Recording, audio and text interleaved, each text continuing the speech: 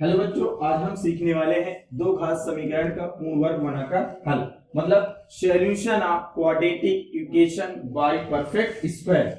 जैसा कि आप यहाँ फर्स्ट क्वेश्चन देख पा रहे होंगे, यहाँ क्या है 2x square minus 5x plus 3 equal to 0। ये एक इक्वेशन दी गई है। इस इक्वेशन को हम परफेक्ट स्क्वायर बनाकर कैसे हल करें, मतलब इस दो घातीय समीकरण का हम पूर्ण वर्ग बनाकर कैसे हल निकालें, इसी चीज के बारे में हम यहाँ सीखेंगे।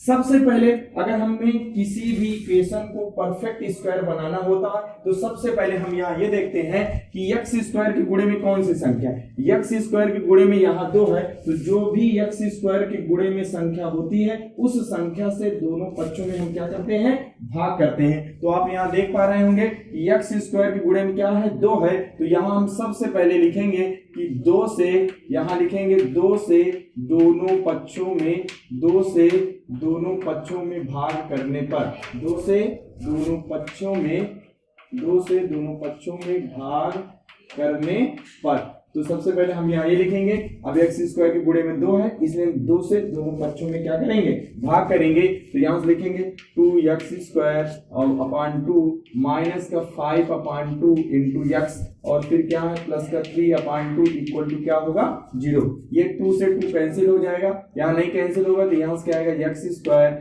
माइनस का 5 अपान 2 इंटू x प्लस का क्या है 3 अपान 2 इक्वल टू क्या है 0।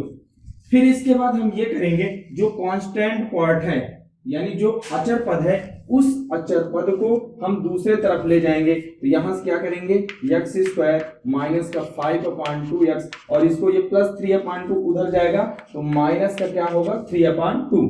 ये हो गया, कांस्टेंट पार्ट को हम दूसरे तरफ ले गए। फिर इसके बाद हमारा काम ये है, इसके बाद हमारा काम ये है कि x का गुणांक यहाँ लिखेंगे, यहाँ लिखेंगे x का गुणांक, यहां लिखेंगे x का गुणांक और बटे 2, यानी x का गुणांक बटे 2 का होल स्क्वायर, यहां लिखेंगे दोनों पक्षों में जोड़ने पर, दोनों पक्षों में यहां लिखे दे रहे हैं, दोनों पक्षों में जोड़ने पर हम यहां ऐसे लिख सकते हैं, यानी x का गुणांक बटे 2 का होल स्क्वायर दोनों पक्षों में क्या करेंगे, जोड़ने पर। तो आप यहां समझ सकते हैं कि x के गुणे में कौन सी संख्या है, ये पूरी x के गुणे में है, तो x के गुणे में माइनस 5 अपान 2 अपान क्या होगा 2 हो जाएगा। तो यहां से क्या आएगा, अब ये 2 जो है ये नीचे आएगा, तो यहां से क्या आएगा माइनस 5 अपान, और ये आएगा तो क्या होगा 4 हो जाएगा, माइनस 5 अपान 4 हो जाएगा। अब आप यहां से ये समझ सकते हैं कि ये जो माइनस है इस स्क्वायर की वजह से ये माइनस हट जाएगा, तो इक्वल टू हम 5 अपान 4 का होल स्क्वायर करेंगे।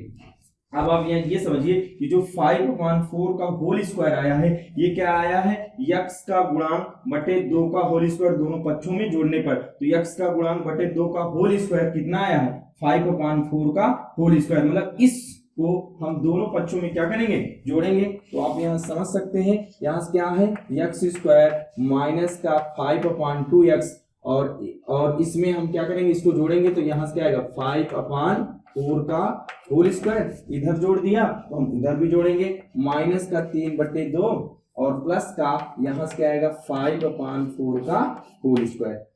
तो अब यहाँ से ये कर सकते हैं, यहाँ से क्या आएगा x स्क्वायर माइनस का क्या आएगा 5 अपान 2x और प्लस का क्या आएगा 5 अपान 4 का होल स्क्वायर इक्वल टू यहाँ से क्या आएगा माइनस का 3 अपान 2, इसको होल स्क्वायर खोलेंगे तो ये क्या होगा 25 और ये क्या होगा 16।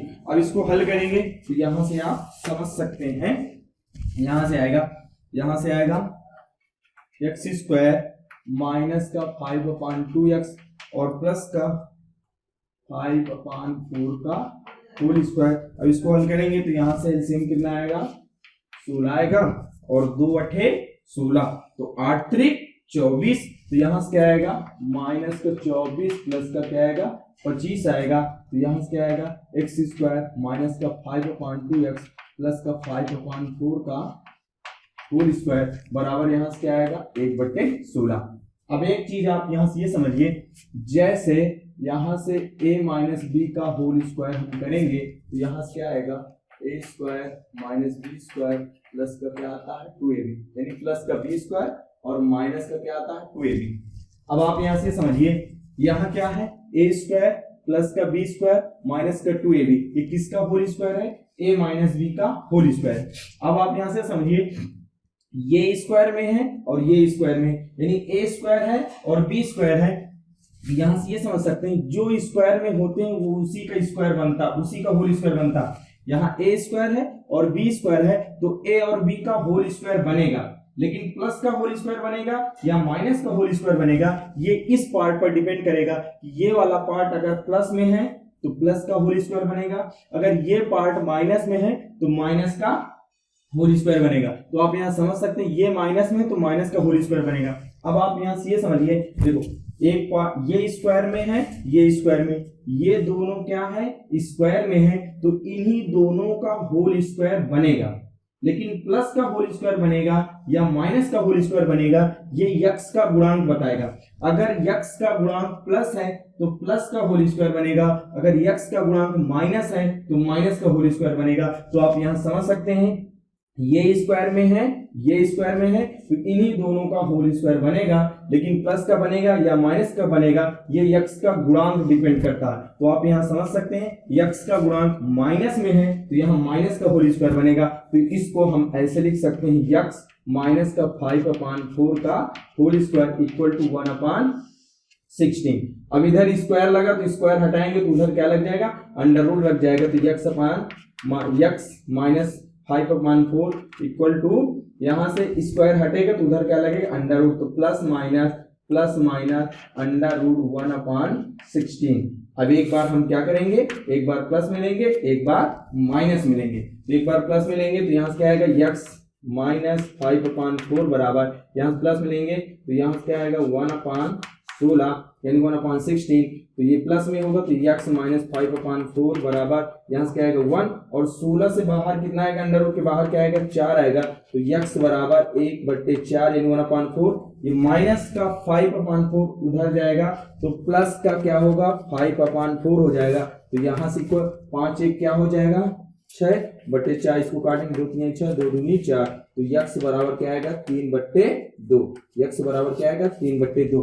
हम यहाँ प्लस के लिए, अब हम क्या लेंगे माइनस के लेंगे। तो माइनस के लेंगे तो क्या आएगा यक्स माइनस 5/4 बराबर, यहाँ से माइनस लेंगे अंडर रूट 1 क्या आएगा 16। तो यक्स माइनस 5/4 बराबर, यहाँ से माइनस, यहाँ से 1 आएगा, 16 से कितना आएगा 4 आएगा।